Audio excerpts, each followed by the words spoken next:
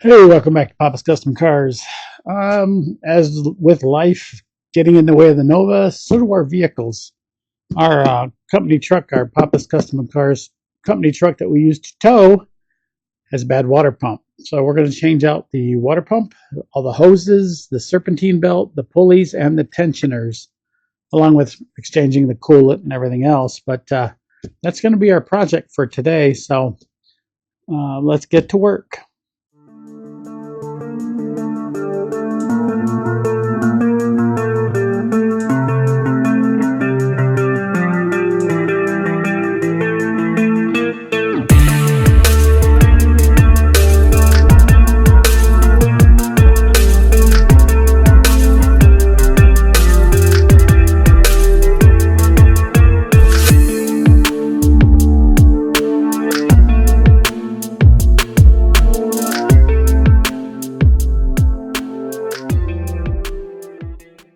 So our company truck is a GMC with a Vortex 6.2. Everybody knows that this particular motor. This is the high output, 400.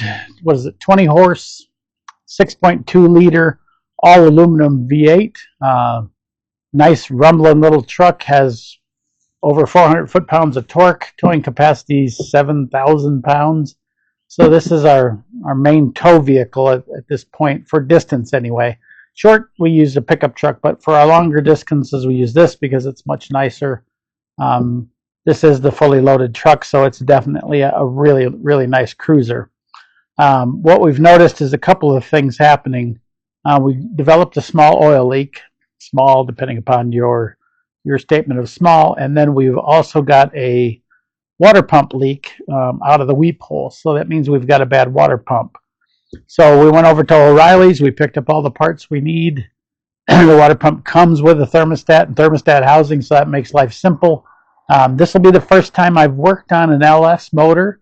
Never done one before, but from what I understand, they're just as easy to work on as the old Gen 1 small block. So let me get everything set up, and we'll get everything all ready to go and start doing some work on it. I'm going to try to get as much taken apart before my son gets here. He gets off work today at 2, and he'll be helping me out to get this done because, you need somebody young to crawl around and stuff. So that's what we're going to do. So let me get things set up and let's get to it. Okay, so the sound quit working. So the first thing you have to do is remove the cover off the top of the engine. It's just popped down, so you just yank it up. Second thing you remove is going to be the air filter. You can do it without removing them, but it definitely makes life a lot simpler. Once that's done, you need to pull. I'm pulling the entire hose because I got a brand new one. I figure if I'm coming in here and removing this stuff, I'm removing all of it. On these hoses, you've got these little clamps. They make a tool to remove them. My suggestion is find the tool, buy the tool, because doing it with a pair of channel locks is really, really hard. It doesn't want to move. The channel locks don't lock on, but the tools they make for it actually clamp down on that hose clamp and make it real easy to take off of the thermostat housing there. So once that's all removed, which takes a few minutes, there's a few hose holders, I guess you'd say, in there. So the next thing you want to do is remove or loosen your serpentine belt. Once that is removed, go ahead and, a matter of fact, you got to remove the heater hoses too, because of both heater hoses and the bottom radiator hose are hooked to the water pump.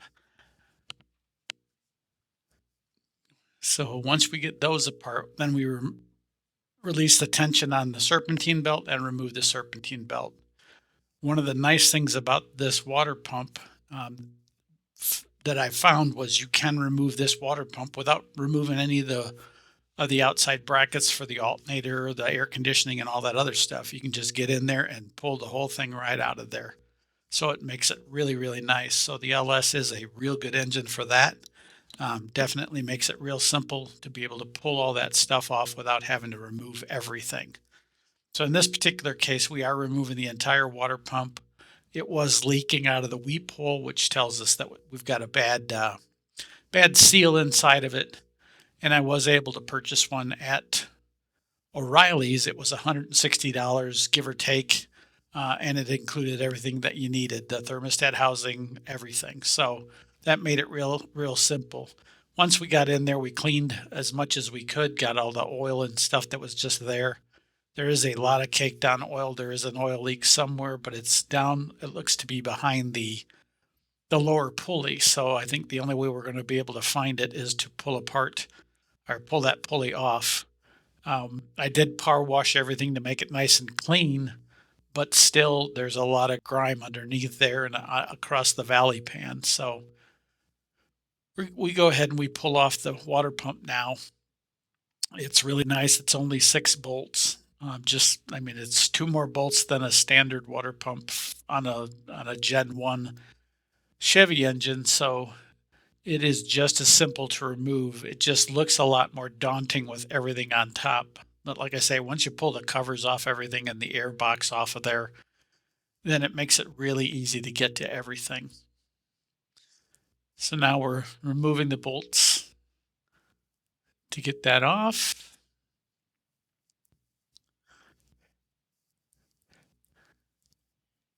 And there's a bolt that holds the tensioner and a bolt with that single pulley. So those have to come off too. I did order a new tensioner. I ordered a new belt. I ordered new upper and lower hoses. We ended up not changing the lower hose because we could not get to the clamp, at least with a pair of channel locks. I am going to break down and buy those pliers, because what they do is they clamp onto that. They grab a hold of that little clamp, and then they ratchet, and then all you have to do is remove it. So now we've got the new water pump on. It was pretty much that quick, really easy to do. If it wasn't the first time doing it, we'd have probably been able to get it done in half an hour to 45 minutes. We're putting on that new hose. And with that, I've already put the clamps in place so that it's ready to go. We just have to replace all the hoses and then hook everything back up again. So while I'm putting that top radiator hose on, my son is putting on the rest. So now we're going to hook up the drawdown. And the issue we had with the drawdown is there's a vent in the tank and it just keeps pulling air. This is my first time using it, so I wasn't sure. I know how to pull suction on everything, but it was just pulling air through the vent. So there's got to be a way to do it without running the air out of the vent. So if you've used one of these with the vented plastic tank, let me know how you guys take care of that.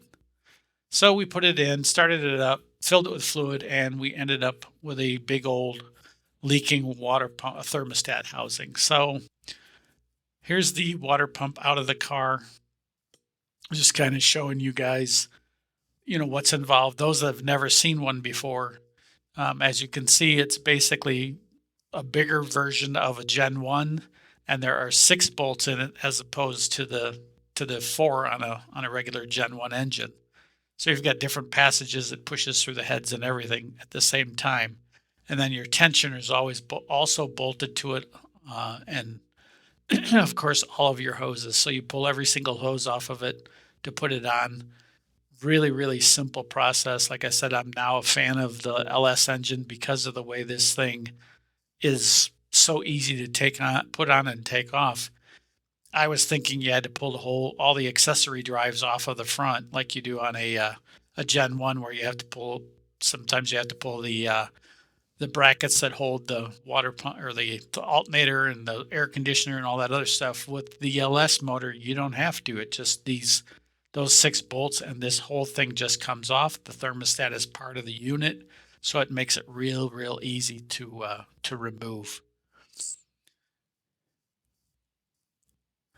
So as I was showing, this particular kit came with the thermostat housing, the thermostat, the gasket, everything you needed to replace your water pump. Again, we were going to replace the heater hoses, but we noticed those were new and had been replaced. Like I said, the hard one's going to be the inlet and outlet to the radiator.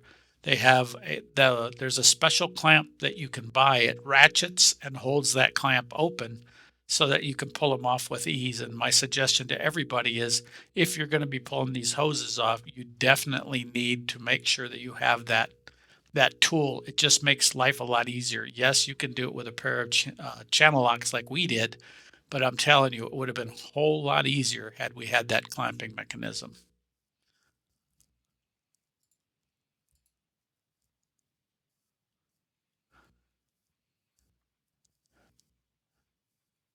So right now I'm just kind of going through explaining, when you spin the pulley, you can actually hear the noise inside of it because it had gone bad. And it was leaking out of the weep hole.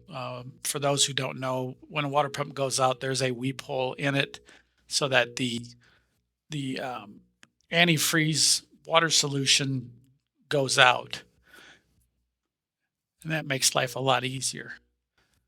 Now, one of the things that I did or noticed was when I was doing the thermostat, or fixing the thermostat leak, I was kind of upset because, I did all that work putting everything together, or I should say we did all the work putting everything together, and we ended up with a leak in the thermostat housing.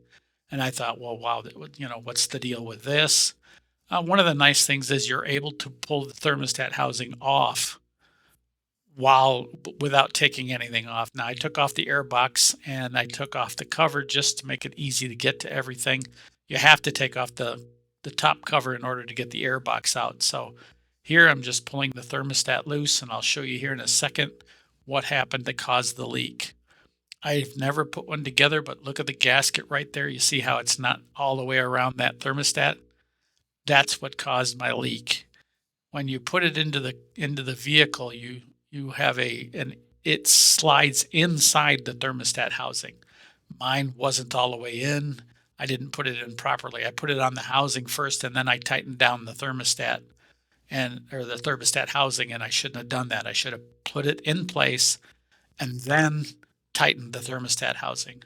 I did put a little bit of gasket material or gasket sealer on there, just a thin line, just to make sure that I'm not going to have a leak at all. Before, again, use some of that nice the right stuff for that purpose. And then we went ahead and reassembled the thermostat housing and put it back on there again. It's pretty easy, just like a regular one. There's 2 bolts that hold it on, and that's it. So now we're going to put everything back together again. Put our air box back on. Anybody know why the air box is as big as it is? I'd really like to know. Put that in the comments if you can. It makes no sense to me. There's all kinds of chambers. Is that for noise? Is that to reduce noise, or what is it? I don't know. Cover back on, filling it with antifreeze. Yes, there's 3 different colored bottles, but it's the same stuff that we drained out of it. So I just put it in the bottles that I had. Again, we filled it up. If you notice, the car is running now. I'm allowing the thermostat to open. Once it opened, everything's good, where you don't have a leak anymore, and it's finished. With that, make sure you guys like, share, subscribe, and I'll see you in the next one.